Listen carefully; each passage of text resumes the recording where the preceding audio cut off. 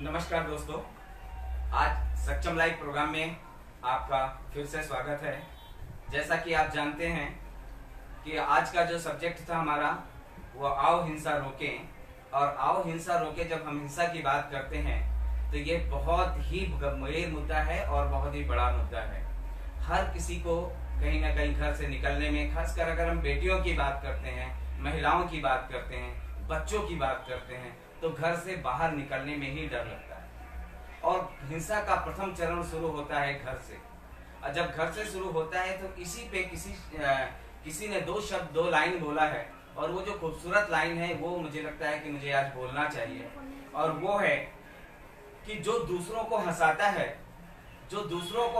है वो स्वर्ग नहीं जाता, बल्कि जहां जाता है वहीं स्वर्ग बसाता है। तो आज इसी से जुड़ा हुआ मुद्दा है कि जहां पर भी बेटियां जाती हैं, जिस घर में जाती हैं, उस घर को स्वर्ग ही बनाती हैं, तो उस घर को हंसाती हैं, सब परिवार को एक साथ लेके जाती हैं। और आज हम चर्चा करने वाले हैं, क्योंकि आप समझ गए होंगे कि आज हम चर्चा करने वाले हैं घरेलू हिंसा पर। तो घरेलू हिंसा एक अहम मुद्दा है, आज का बहुत बड़ा मुद्दा है। हर घर में कहीं ना कहीं बेटियां, बहनें, माताएं सताई जा रही हैं। और इस हिंसा को कैसे रोकेंगे, अपने परिवार को कैसे हम लोग एक साथ जोड़ के रखेंगे, आज ये चर्चा का विषय है। हमारे बीच में जो दो एक्सपर्ट हैं जो इस मामले में जानकार हैं, उसमें से सबसे पहले हमारे बीच में माही मलिक हैं। मैं माही मलिक जी आपका स्वागत करता हूं आज स्टूडियो में। और साथ ही हम अपेक्षा करेंगे कि आपने जो अपने जीवन का जो संघर्ष रहा है, जो अनुभव रहा है, समुदाय का जो अनुभव रहा है, उन सभी को आपने लिया है, देखा है और समझा है। इसी तरह हमारे बीच में रितु जी हैं। रितु जी महिला पंचायत की कोऑर्डिनेटर हैं, और रितु जी लगातार महिला पंचायत के माध्यम से हजारों केसों को देखा है, उनके लिए लड़ा है, संघर्ष किया है। कई सारे चैलेंज जो है उधर इन्होंने सहे हैं, और कई सारी धमकियां, मारने की धमकियां हैं, उठा लेने की धमकियां हैं, ऑफिस बंद कर देने की धमकियां हैं। इस तरह के बहुत सारे जो है चैलेंज को आपने झेला है। तो इस तरह की जो चीजें रही हैं उनको मुझे लगता है कि हम लोगों के बीच में रखना चाहिए। और आज वही सब्जेक्ट है कि हम कैसे इस हिंसा को रोकेंगे, किस तरह इस हिंसा को रोकेंगे। तो जो हमारे एक्सपर्ट हैं हम इनकी साथियों की राय लेते हैं, जानते हैं। तो माही जी, हम आपसे शुरू करेंगे कि आप हिंसा के बारे में क्या समझते हैं, क्या बताना चाहती हैं, और किस तरह इस कार्यक्रम को आगे लेके जाना चाहते हैं। हाँ जी, जैसे सर पूछ रहे हैं मेरे से कि महिलाएं और बालिकाएं कैसे इसका शिकार होती है, कुछ तो हमें पता भी नहीं चलता, जो कि रितु जी बहुत अच्छे से जानकारी भी रखती है इस चीज की। कुछ ऐसे अपराध होते हैं जो हमको पता भी नहीं चलता कि ये घरेलू हिंसा का हिस्सा है, और कैसे महिलाएं और बालिकाएं इसका शोषण का शिकार हो जाती हैं, घरेलू हिंसा का शिकार हो जाती हैं, और कैसे इससे बचा जा सकता है। मैं ही नहीं, आपके संघर्ष के बारे में यहाँ से बहुत सारे लोग जानते हैं और पढ़ा भी है इस संघर्ष के बारे में। न्यूज़पेपर में अक्सर आपकी खबरें छपती रहती हैं। तो मैं ही नहीं, हमारे दर्शक भी जानना चाहेंगे कि घरेलू हिंसा किसे कहते हैं। माही जी और शंतलाल जी, सबसे पहले मैं आपका धन्यवाद करना चाहती हूँ कि आपने मुझे इस सक्षम लाइव प्रोग्राम में आमंत्रित किया, और इस सक्षम लाइव प्रोग्राम का भी बहुत बहुत मैं मुबारकबाद देना चाहती हूँ कि आपने ऐसा प्रोग्राम शुरू किया है लोगों के बीच में रह के, और उनकी समस्याओं के बारे में लोगों तक और जानकारियाँ पहुँचाने के लिए आपने इतना अच्छा जो कदम उठाया, उसके लिए आप लोगों का बहुत बहुत मुबारकबाद हो। और आपने जिस तरह से मेरे से पूछा घरेलू हिंसा क्या होती है, तो मैं सबको बताना चाहूँगी, बल्कि अभी ये सक्षम लाइव प्रोग्राम लाइव चल रहा है, तो मैं चाहूँगी जो ये लोग चीज़ें देख रहे हैं, बल्कि अकेले नहीं, अपने परिवार के साथ ये चीज़ें जाने और सुने, क्योंकि ये बहुत ही इम्पोर्टेंट एक मुद्दा है जिसके बारे में सभी को जानकारी होना बहुत ज़रूरी है जी। तो घरेलू हिंसा के बारे में बताने से पहले मैं आपको बताना चाहूँगी एक परिवार होता क्या है। परिवार एक छत के नीचे जैसे पति पत्नी रहते हैं, माता पिता, बच्चे और भाई बहन सभी इकट्ठा रहते हैं, एक यही परिवार नहीं होता। परिवार हमारे ननिहाल, ससुराल, मायका, ये भी हमारे परिवार होते हैं, और इन्हीं के बीच में रह के जो हमारे साथ कई चीज़ें ऐसी होती हैं कि महिलाओं के साथ या बुजुर्गों के साथ या बच्चों के साथ की गई घटनाएं, इन्हीं लोगों के बीच में जो चीज़ें हो रही होती हैं, किसी को मानसिक उत्पीड़न देना, शारीरिक उत्पीड़न देना, लैंगिक शोषण करना और आर्थिक शोषण करना, ये सभी घरेलू हिंसा के अंतर्गत आते हैं। जैसा कि आपने बताया मुझे भी अच्छे से समझ में आया और मैं उम्मीद करती हूँ कि हमारे दर्शकों को भी बहुत अच्छे से समझ में आया होगा। तो मैं जानना चाहूंगी कि आपको इतनी नॉलेज है तो आप बताइए कि घरेलू हिंसा के कितने प्रकार होते हैं। माही जी, आपने घरेलू हिंसा के प्रकार बोले हैं, तो घरेलू हिंसा मुख्यतः 4 श्रेणियों में बांटा गया है। सबसे पहले मैं बताना चाहूँगी शारीरिक शोषण।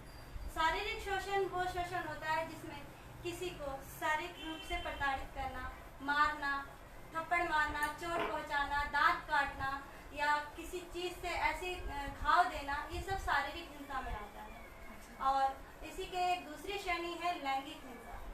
लैंगिक हिंसा वो होती है जिसमें किसी को रेप करना, जबरदस्ती संबंध, शारीरिक संबंध बनाना या अश्लील चीज़ें करना या अप्राकृतिक संबंध बनाना।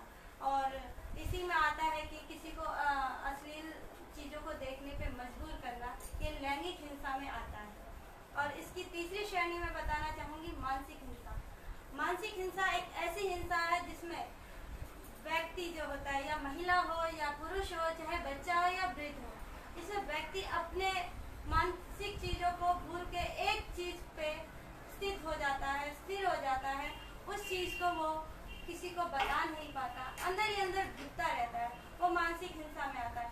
मानसिक हिंसा मुख्यतः किसी को जैसे कि गाली देना, उसको उसके चरित्र पर दाग लगाना, उसको अपमान करना या समाज के बीच में रह के उसके ऊपर कोई दोष लगाना, मानहानि पहुंचाना, बिल्कुल। उस सब चीज़ों को वो जब व्यक्ति झेल नहीं पाता है और उस चीज़ को टेंशन लिए रहता है, और उस टेंशन में कई बार ऐसे में वो बहुत कई बार हिंसक भी हो जाते हैं। हाँ। तो ये मानसिक हिंसा होती है। चौथा मैं आपको बताऊंगी आर्थिक शोषण। आर्थिक शोषण वो होता है जिसमें किसी महिला या उसके बच्चे का भरण पोषण करने के लिए पूरा खर्चा ना देना या उसे नौकरी ना करने देना या उसके पास जो भी पैसा धन है उसे छीन लेना, ये आर्थिक शोषण में आता है। बहुत अच्छी जानकारी आपने हमें दी है।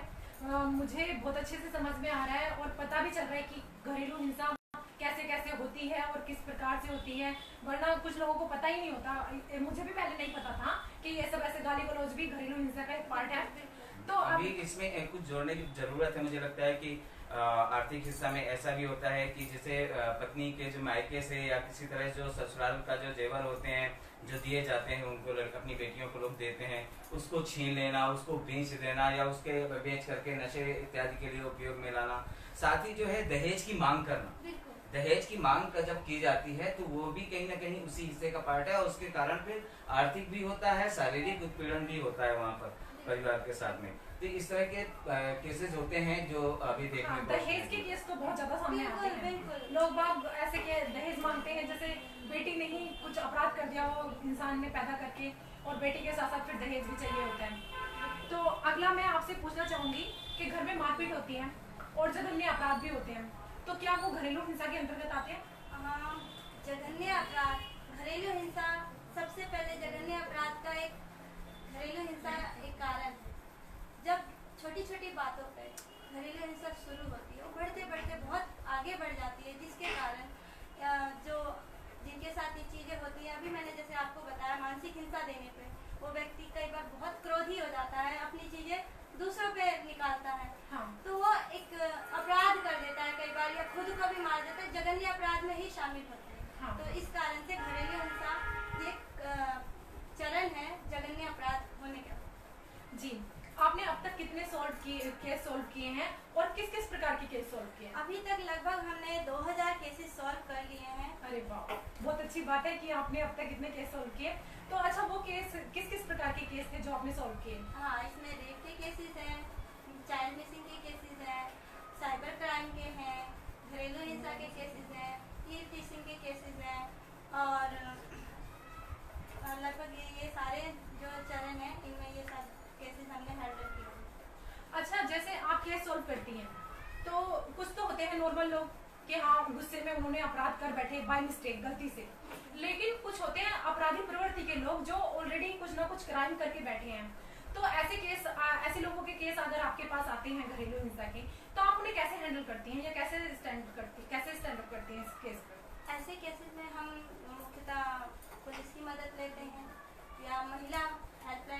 181 है उसकी मदद लेते हैं या दिल्ली महिला आयोग की मदद लेते हैं। ऐसे केसेस को हम सॉल्व कर रहे हैं।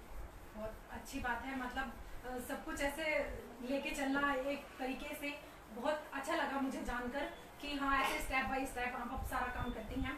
तो आपके काम करने की क्या प्रक्रिया है? जैसे काम स्टार्ट करते हो तो स्टेप बाय स्टेप चलते होंगे ना कि पहले ये करना है फिर ये करना है, कि क्या प्रक्रिया है फिर आपके काम करने की? हम मुख्यतः समुदाय में रह के काम करते हैं और समुदाय के बीच में रह के उनसे बातें करके हमारा इसमें समुदाय के अंदर हम हफ्ते में एक बार कम्युनिटी मीटिंग करते हैं जिसमें महिलाओं का एक बड़ा समूह एकत्रित करके उनसे हम घरेलू हिंसा के बारे में बात करते हैं, दिल्ली महिला आयोग के बारे में और अपने कार्यों के बारे में बताते हैं और लोगों से पूछते हैं कि अगर आपको कोई समस्या है तो हमें बताएं, हम आपकी पूरी मदद करेंगे। और इन्हीं का और हम महिला पंचायत की मीटिंग भी रखते हैं और डोर टू डोर विजिट, हर दिन डोर टू डोर विजिट मेरी 4 पैरालीगल हैं, वो लगभग 30 से 25 घर रोज के रोज वो विजिट करती हैं। तो आपके साथ ऐसे मतलब कितने लोग शामिल हैं जो आपकी हेल्प करते हैं या आपके साथ काम करते हैं? पूरी टीम होगी ना आपकी? तो बिल्कुल। तो कितने लोग शामिल हैं इसमें? मेरी 25 महिला पंचायत की एक टीम है, उन हर सदस्य के 50-50 वॉलंटियर हैं जो कम्युनिटी में रहते हैं।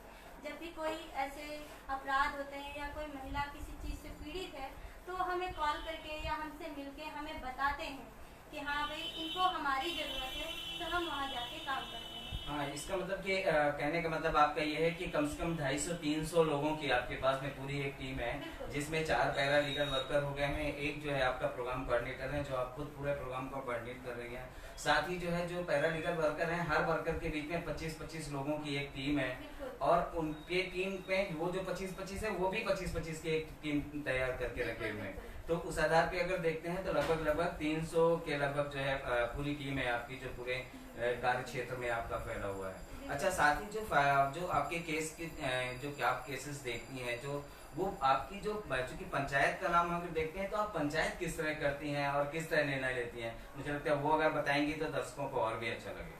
पंचायत हमारे हर हफ्ते में एक पंचायत मीटिंग होती है, उसमें हमारी पूरी 25 महिलाओं का जो टीम है वो एकत्रित होती है और जो हमारे पास केसेस आते हैं हम उनको बुलाते हैं और उन 25 महिलाओं के सामने पक्ष विपक्ष दोनों को बिठाया जाता है, दोनों की समस्याएं सुनी जाती हैं और जो मेरी 25 महिलाएं हैं और हम 4 पैरालीगल और मैं एक, मतलब 30 लोगों के सामने वो अपनी समस्याओं को रखते हैं, उन समस्याओं के आधार पर निर्णय लिए जाते हैं और उन लोगों के समझौते कराए जाते हैं। अच्छा, ठीक है, मैं आपको बताना चाहूंगा कि इस समय हमारे लाइव प्रोग्राम में बहुत ज्यादा लोग जुड़े हैं और पूरी लाइव प्रोग्राम को देख रहे हैं, जिसमें से कुछ लोग लिख रहे हैं कि हम आपके इस लाइव प्रोग्राम हम पूरे परिवार मिलकर देख रहे हैं।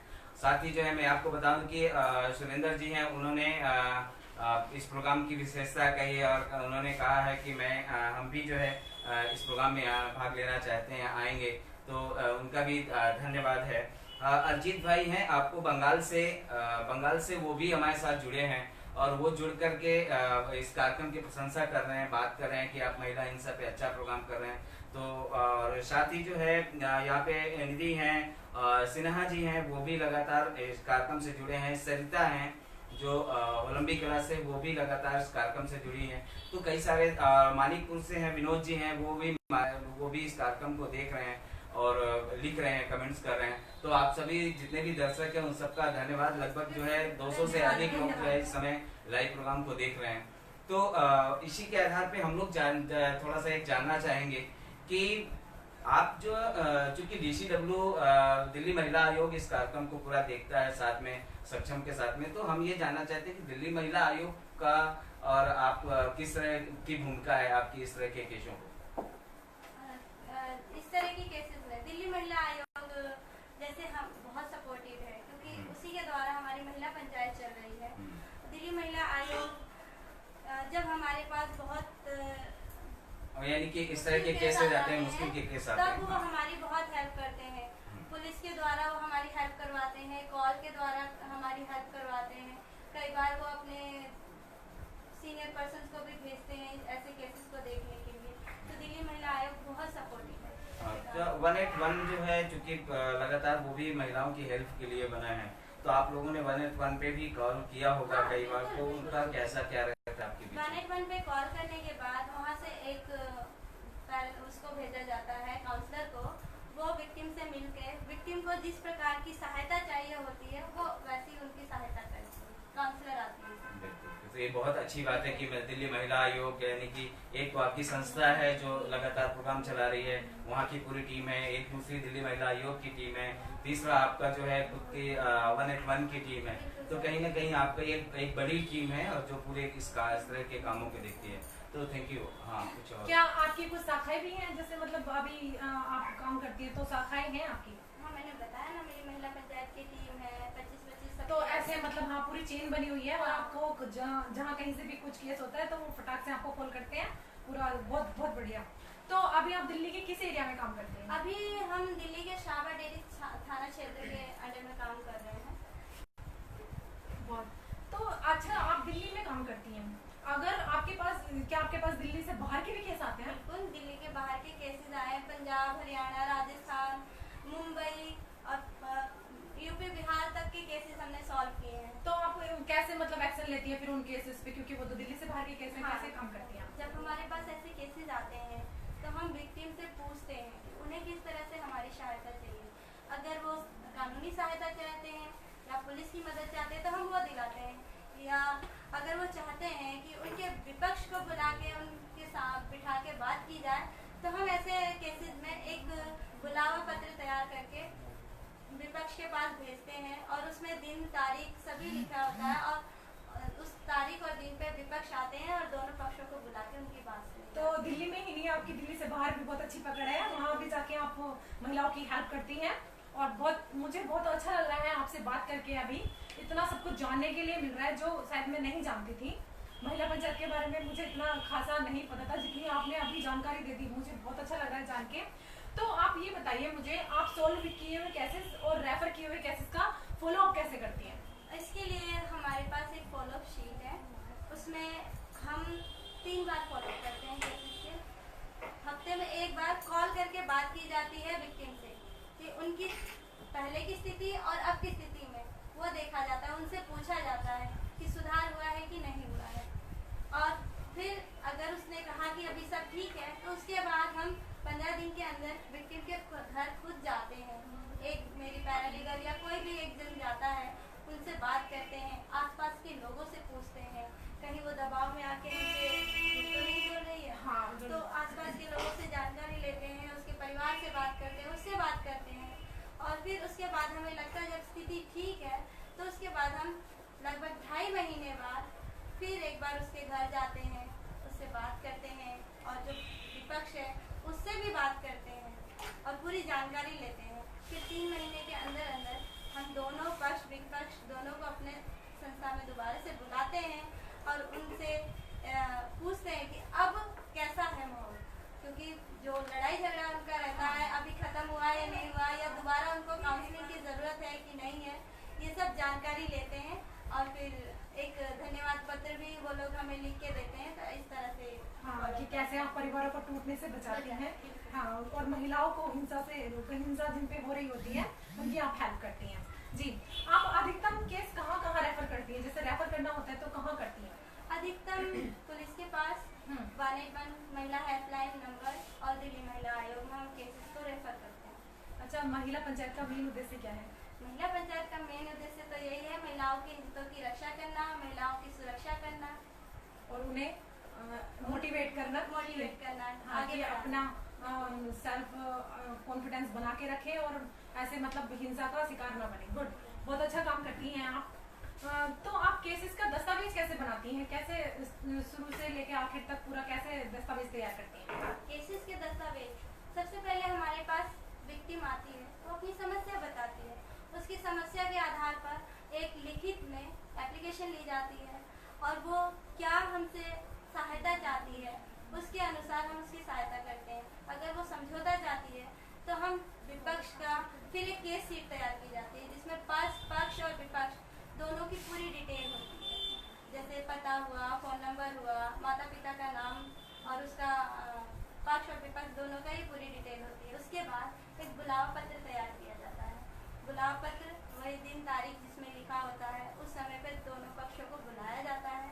उसके बाद हमारी महिला पंचायत बैठती है।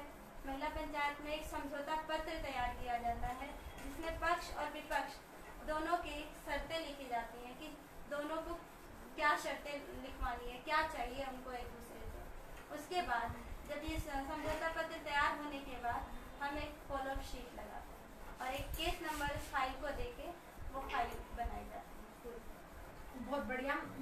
अच्छा, आप पूरा दिन ऐसे केस सुनती हैं, जहाँ तक मुझे लग रहा है कि मारपीट के केस भी आपने करीब से देखे होंगे, मारपीट देखी भी होगी सामने से।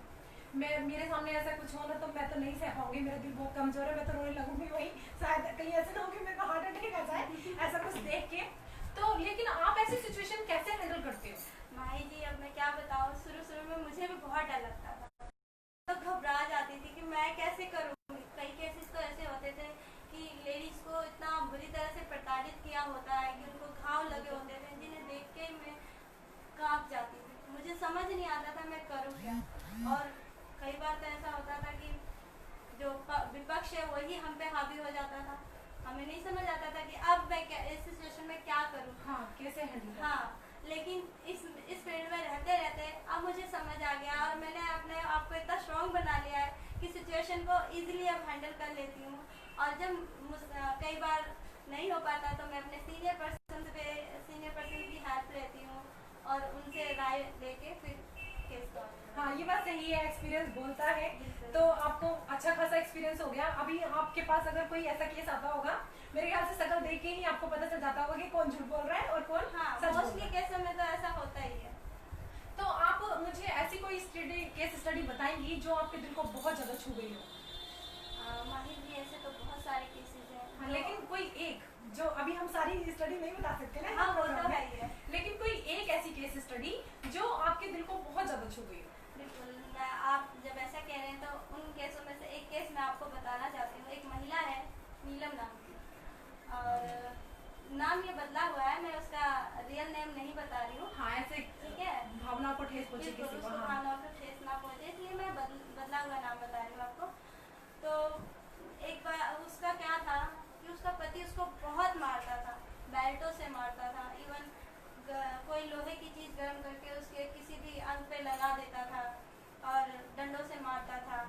और कई बार तो ऐसा उसके साथ शारीरिक शोषण करता था, जबरदस्ती उससे संबंध बनाता था, पति होके भी जानवरों जैसा उसके साथ व्यवहार करता था। वो अप्राकृतिक एक संबंध होता था इस तरीके से मेडिसिन खा के, क्योंकि उस नीलम ने हमसे खुद ये जब बातें शेयर करी तो उस वक्त मैं रो पड़ी थी और मेरे साथ की जितनी भी महिलाएं थी वो सब रोने लगी थी उस टाइम ये सब चीज़ें देख के। आज भी मैं सोचती हूँ तो मैं बता नहीं सकती कि मैंने उसको किस हालत में एक उस टाइम देखा था। क्या हुआ था कि नीलम के पति ने हमेशा उसको मारपीट के संबंध बनाने की कहता था। जब वो मना करती थी इस चीज़ से तो उसको पूरा निवस्त्र करके कपड़े उतार के घर से बाहर धक्का दे देता था रात में।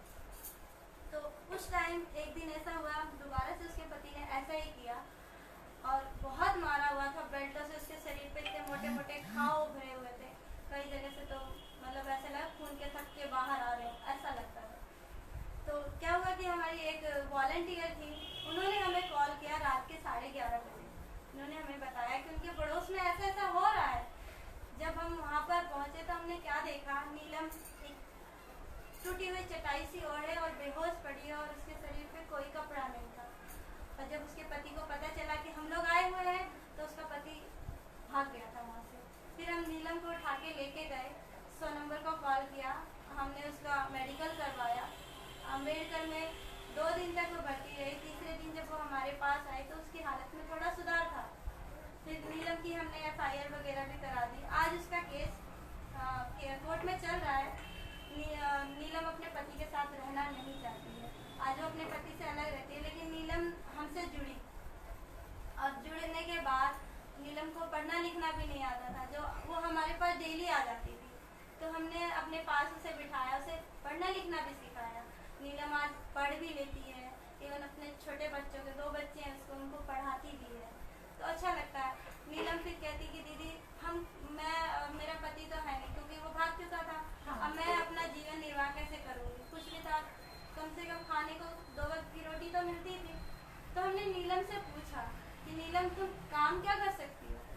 उसने बताया उसे पार्लर का काम आता है।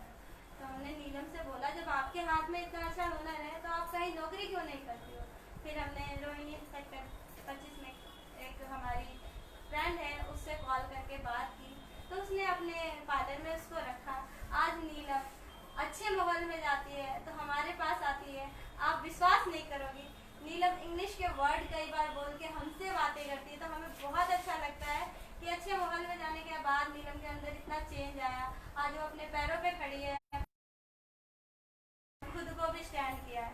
तो बहुत अच्छा लगता है कि नीलम आज हमसे मिलती है तो कहती है कि मैं सक्षम महिला पंचायत और आप लोगों का बहुत धन्यवाद करते हैं। हमेशा गले लग जाती है आके कि दीदी आपकी वजह से ही आज हम इतना हैं। तो हम उनसे यही कहते हैं हमारी वजह से नहीं है, ये आपकी हिम्मत के कारण हुआ है, क्योंकि महिलाएं जब तक हिम्मत नहीं करेंगी तब तक कुछ नहीं हो सकता। हमारे करने से नहीं होगा बल्कि उनके करने से होगा। एक तो ऐसा होता है ना कि थोड़ा सा इसमें बहुत ज्यादा होती है। एक तो ये है कि मैं बताना चाहूंगा सभी दर्शकों को कि क्योंकि इस समय जो है बहुत सारे साथी शखाराम सिंह जी हैं वो पूरे परिवार के साथ में बैठ करके यूपी से देख रहे हैं लगातार और वो लिख रहे हैं कि हम पूरी टीम को नमन करते हैं। तो इस तरह के गंभीर मुद्दों पे लगातार चर्चा कर रहे हैं, प्रतिदिन कोई एक नए सब्जेक्ट के साथ में आ रहे हैं।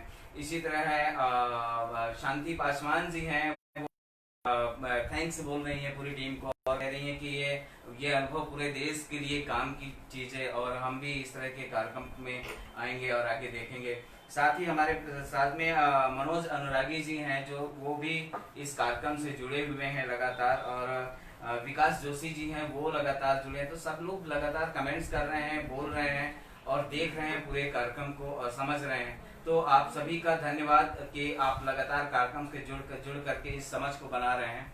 और एक और भी बात की आपने जैसे सुना अभी रितु जी ने बताया कि देश की आजादी के इतने वर्षों बाद भी अगर किसी घर की बेटी अगर जलाई जा रही हो या गरम लोहा करके यदि उसे दागा जा रहा हो तो ये बहुत ही निंदनीय काम है। हमें लगता है कि आज इस समय में जब हम कहते हैं कि हमारा देश हर युवा जो है जब इस करके ही कलेजा कांप जाता है कि इतनी जघन्य अपराध घटनाएं हो रही हैं जहाँ पर लड़कियों को आज भी गरम राड करके दागा जा रहा हो, जहाँ पर निर्वस्त्र करके पूरे कपड़े उतार के उसके घर के अंदर उसको आंगन में बैठाल दिया जाता हो या घर के बाहर ड्योढ़ी में कपड़े उतार के बैठाल दिया जा रहा हो। इस तरह की जो जघन्य यानी महिला अकेले लड़े, मैं तो कहता हूँ कि आस पड़ोस के लोग हैं उनकियाँ आती हैं कि आप ऐसे कैसे कह सकते हैं, आप होते कौन हैं, आप कैसे बुला सकते हैं, ये मेरे परिवार का मामला है और उसी परिवार को मारते हैं काटते हैं। लेकिन जो पीड़ित व्यक्ति है, जो महिला है, जो हमारी माता है, जो हमारी बहनें हैं, वो बहन जब पूरी ताकत के साथ में जब आती हैं तो जिस तरह आपने इस केस को बताया कि उन्होंने सॉल्व किया और सॉल्व करने के बाद वो आज अपने पैरों पे लड़ी और जीत रही है। और दूसरी बात सिर्फ महिला के केस को उभारना ही काफी नहीं है। मुझे लगता है कि दिल्ली में ही नहीं बल्कि पूरे देश में जितनी महिला पंचायतें चल रही हैं सबको इस बात को सोचना होगा कि सिर्फ केस को उभारना नहीं है, उस महिला को हुनर प्रदान करना भी हमारा एक जिम्मेदारी है।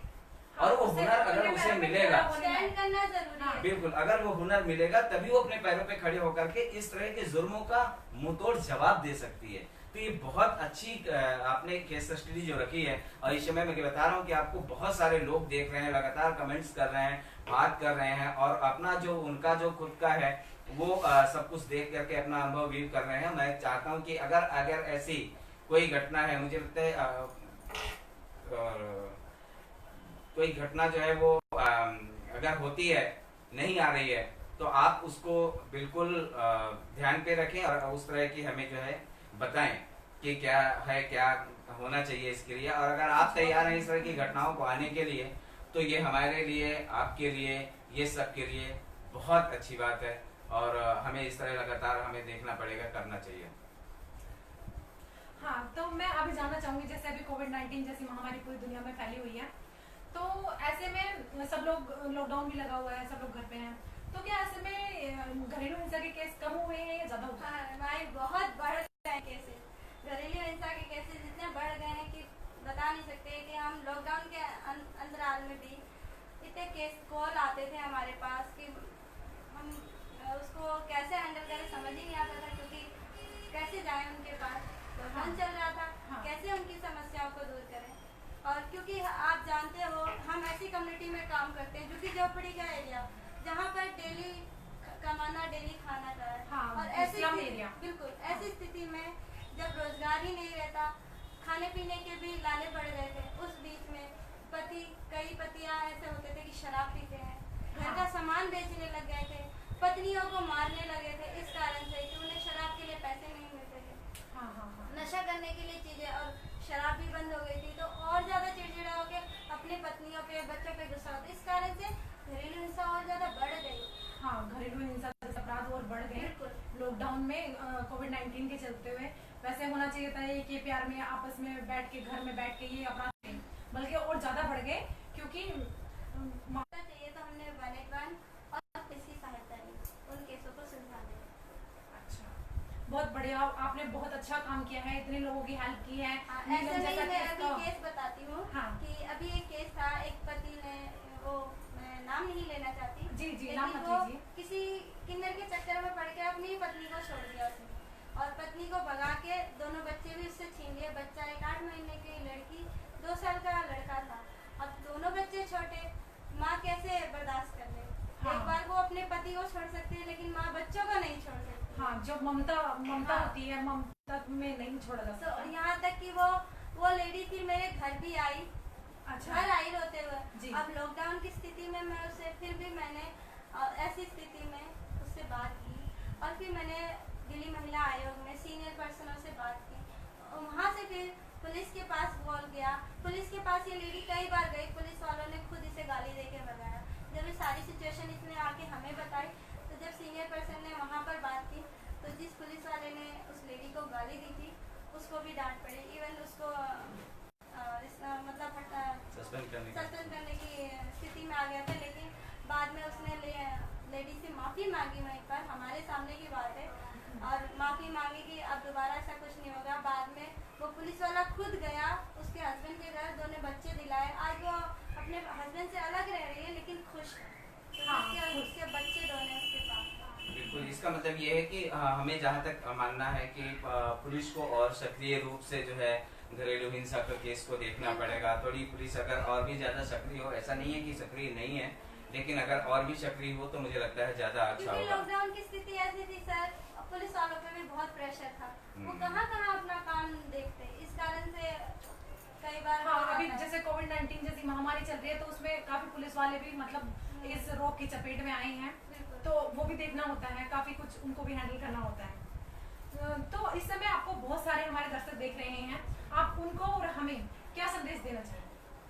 मैं यही संदेश देना चाहूँगी, परिवार एक नाजुक सी डोर है, इस डोर को ज़्यादा खींचने की ज़रूरत नहीं है, बल्कि संभाल के रखने की ज़रूरत है। हाँ जी, सहेज कर रखें। बिल्कुल, संभाल के रखें, प्यार से रहें। अगर आपसी मतभेद है कुछ, तो उसको बैठ के उस विषय पे एक बार चर्चा जरूर करें घर में। हाँ, क्योंकि एक दूसरे को समझने की कोशिश करें। हाँ, उस पे और पहली बात, एक दूसरे पर विश्वास जब तक नहीं रहेगा, तब तक कोई भी परिवार ठीक से नहीं चल सकता है। तो प्यार करना जरूरी है, चाहे वो सास बहू में हो, चाहे माता पिता में हो, चाहे पति पत्नी में हो, ये जरूरी है।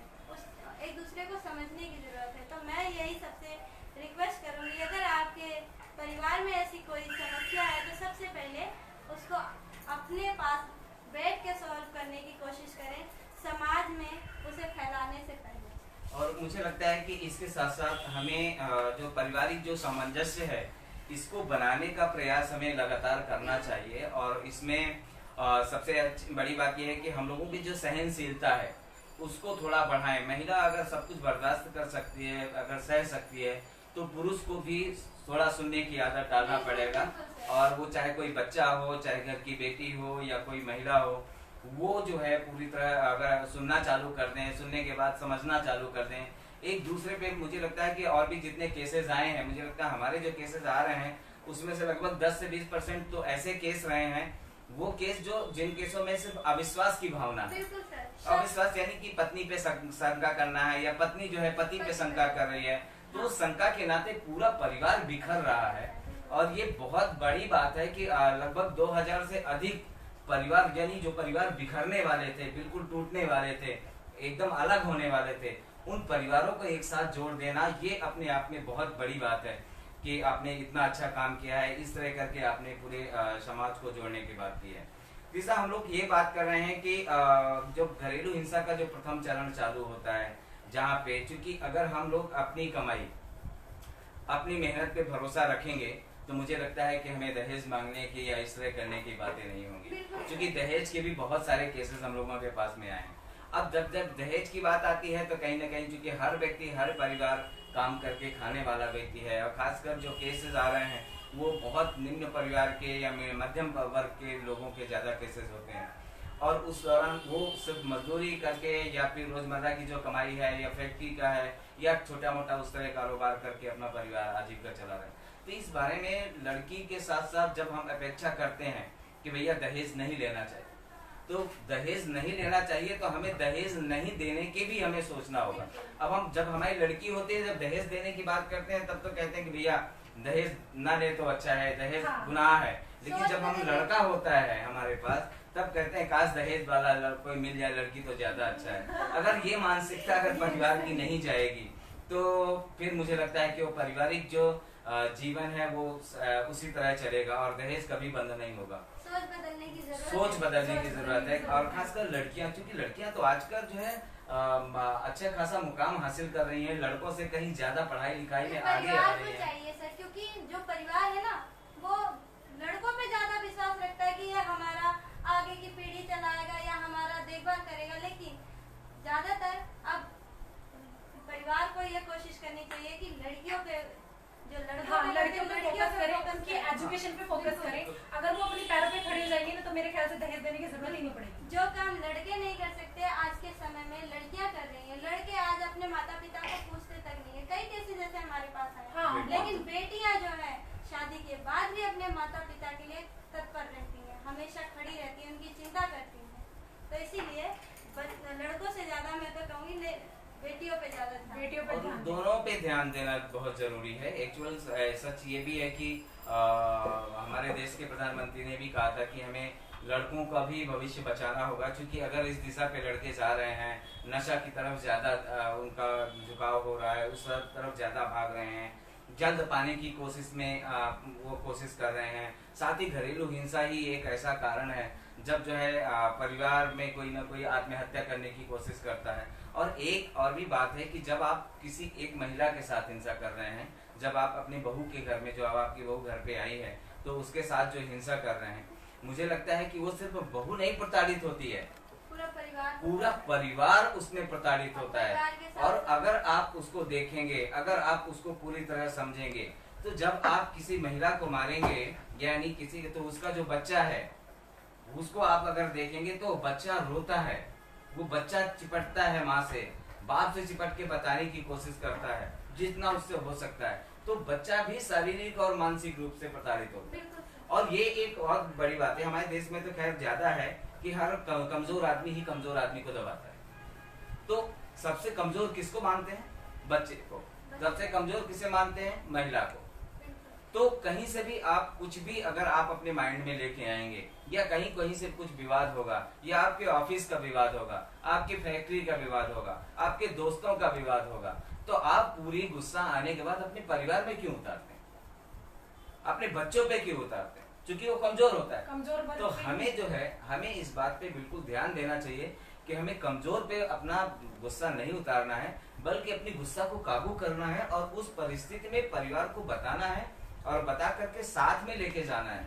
और हमेशा जब जो व्यक्ति, जो परिवार एक साथ घुलता मिलता है, एक साथ बातें करता है, एक साथ एक परिस्थितियों में एक दूसरे के साथ रहता है, शेयरिंग बहुत अच्छी होती है, उस परिवार में ऐसी घटनाएं नहीं होती। और थोड़ा बहुत अगर होता भी है तो वो जल्दी निपट जाता है, घर के अंदर ही सॉल्व हो जाता है।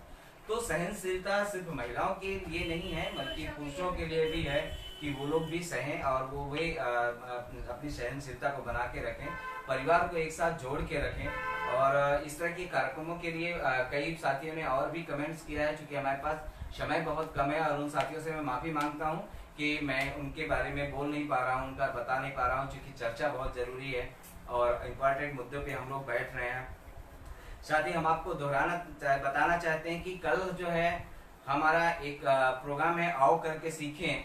तो जो बच्चों ने जो आविष्कार करते हैं बच्चे, हो सकता है आपके भी घर के बच्चे कुछ ना कुछ नया आविष्कार किया होगा इस लॉकडाउन के समय में, या हो सकता है कि और भी कुछ पहले का आविष्कार रहा हो। तो बच्चों का जो हुनर है उसको दिखाने का ये कल का हमारा प्रोग्राम है। और साथ ही लकी ड्रा के माध्यम से कल ही हमारा जो है लकी ड्रा निकलेगा। हमने प्रश्न पूछा था परसों कि हमारे देश की आईएएस महिला कौन है, सबसे पहली आईएएस महिला कौन है, और उसके बहुत सारे लोगों ने जवाब भी दिया है उसमें। और जवाब दिया है तो हम लोगों ने उसको कलेक्ट किया है, सभी लोगों का जो जवाब आया है। तो कल लकी ड्रा निकलेगा, उन लोगों का जो पुरस्कार होगा उन लोगों को दिया जाएगा। और एक और भी कई सारे साथियों का सुझाव लगातार आ रहा है कि ये समय 8 बजे से जो 9 बजे तक का टाइम हमारा 1 घंटे का है, यानी 45 मिनट का जो समय हम लोगों ने कार्यक्रम का दिया है, ये समय थोड़ा सा बदलने की जरूरत है।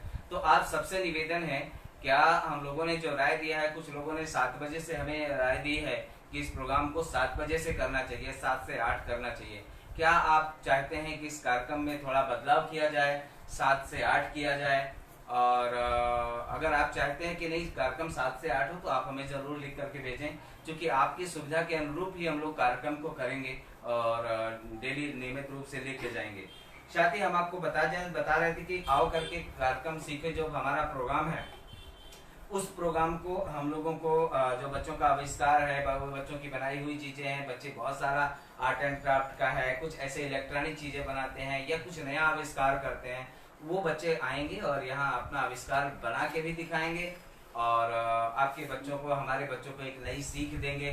तो कल का बहुत ही अच्छा प्रोग्राम है। हम आपसे सबसे निवेदन करते हैं कि आप इस प्रोग्राम का हिस्सा बने और साथ ही क्या लकी ड्रा निकलता है, किनको वो पुरस्कार मिल रहा है और किन किन लोगों ने अपना जवाब दिया है, इसका आंसर दिया था, वो भी इसमें भागीदार बने।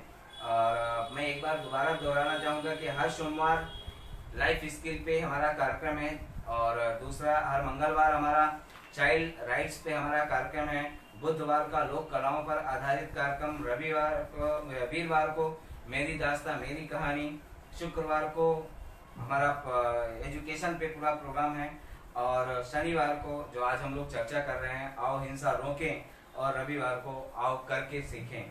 तो इस तरह के पूरे जो हमारे प्रोग्राम है इसके आप भागीदार बने, आप अपने सुझाव देते रहें। और समय के लिए फिर मैं कह रहा हूँ कि आप प्लीज, आज मैं आपसे सुझाव मान रहा हूँ, कल जो आपकी जो आज राय आएगी, कल हम लोग घोषणा करेंगे इसकी कि हमारा इस कार्यक्रम का टाइम क्या होना चाहिए, कैसे होना चाहिए और हम इससे विधिवत ढंग से कैसे इसको पूरा कर सकते हैं। तो इस तरह की आपकी जो राय है वो भी हमें दें। और साथ ही जो है आपका जो आपके यदि कोई बच्चे आपके इस कार्यक्रम का हिस्सा बनना चाहते हैं या आप इस कार्यक्रम का हिस्सा बनना चाहते हैं तो आप हमें लिखें। हमारा ईमेल आईडी है saksham.del1@gmail.com। फिर से दोहरा रहे हैं saksham.del1@gmail.com। हमारा जो है जो यूट्यूब चैनल है, आप यूट्यूब चैनल पे जाएं और यूट्यूब चैनल है हमारा सक्षम लाइव। जब आप यूट्यूब में सर्च करेंगे तो ये हमारा जो मोनोग्राम आपको दिख रहा है सक्षम का, ये आपको नजर आएगा। आप उस पर क्लिक करें, आप उसे लाइक करें, सब्सक्राइब करें और बेल बजा करके इसके पार्ट बने। साथ ही जो है आप हमारा व्हाट्सएप नंबर भी है 9311124880। अगर आप फेसबुक में या यूट्यूब से नहीं हैं, आप व्हाट्सएप में हैं खाली, तो आप व्हाट्सएप के माध्यम से अपने सुझाव, अपना जुड़ाव का जो माध्यम होगा वो हमें कर सकते हैं। इस कार्यक्रम को निरंतर बनाने के लिए आप सबसे निवेदन है कि आप जिस तरह का सहयोग और अपना आशीर्वाद इस कार्यक्रम को दे सकते हैं, उसके लिए भी आप सबका स्वागत है, अभिनंदन है। इसी के साथ आज रितु जी आपका बहुत बहुत धन्यवाद, आपने आई और इस कार्यक्रम में पूरा अपना समय दिया। बहुमूल्य समय है आपका, चूंकि आपने कहीं ना कहीं इस तरह की जगह जो घरेलू हिंसा के केस है, इस तरह के केसों में जुड़ती रहती हैं। हमने देखा है कि रात में भी आप थानों में जा करके केसों के लिए पैरवी की है, एडवोकेसी की है। माही मलिक आपका भी धन्यवाद, आप भी जो है कार्यक्रम पे आई हैं और जिस तरह आपका जुड़ाव है, जिस तरह आपके सीखने का जो अनुभव है और ललक है जो आपकी, वो बहुत आगे जाएगी। और हिंसा के लिए आप जैसे ही सिपाही तैयार होंगे तभी जाकर के महिला हिंसा या घरेलू हिंसा में रोक लगेगी। तो आप सभी का धन्यवाद, बहुत बहुत धन्यवाद। सभी दर्शकों को भी बहुत बहुत धन्यवाद, आप जुड़े हैं और मुझे लगता है कि हमारे जो हम लोगों ने जो इस कार्यक्रम को रखा है। आप कमेंट्स में हमें बताते रहेंगे, आपकी राय को हम लोग हमेशा लेंगे और इस कार्यक्रम को और बेहतर बनाने का कोशिश करेंगे। तो थैंक यू धन्यवाद। आप सबका, धन्यवाद। बहुत बहुत नमस्कार। धन्यवाद।